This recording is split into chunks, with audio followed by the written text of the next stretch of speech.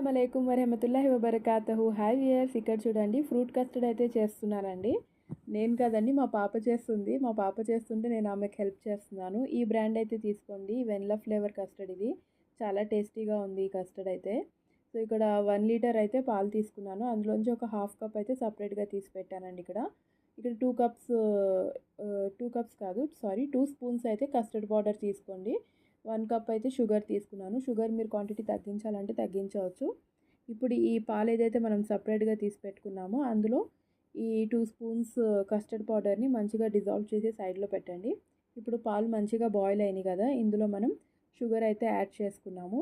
ఇది వేడిగా ఉన్నాయి కాబట్టి పాలు త్వరగానే మెల్ట్ అయిపోతుంది. ఈ షుగర్ అనేది మెల్ట్ అయినాక మనం ఇందులో కస్టర్డ్ ఇలాగా ఒక సైడ్ నుంచి కస్టర్డ్ వేసుకుంటూ ఒక సైడ్ నుంచి మంచిగా మిక్సప్ చేయండి, లేదంటే లంప్స్ ఫామ్ అవుతాయి. సో మీరు వేస్తూనే ఇలాగా తిప్పి మిక్సప్ చేసుకుంటూ మంచిగా ఇలా మిక్సప్ చేసుకోండి.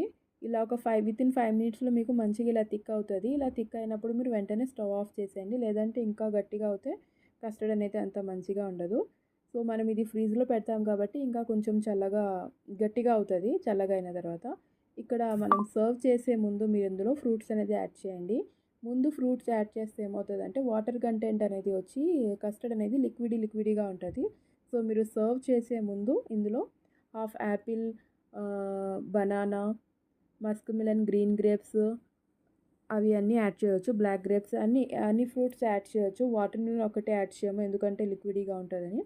సో ఇక్కడ గార్నిష్ కోసం అయితే కాజు, బాదం, కిష్మిష్, డేట్స్ అండి, డేట్స్ యాడ్ చేయండి. డేట్స్తో ఈ కస్టర్డ్ అనేది చాలా మంచి చూయీ ఫ్లేవర్ వచ్చి చాలా మంచిగా ఉంటుంది. కిష్మిష్, బాదం ఇవన్నీ క్రంచీగా చాలా బాగుంటాయి.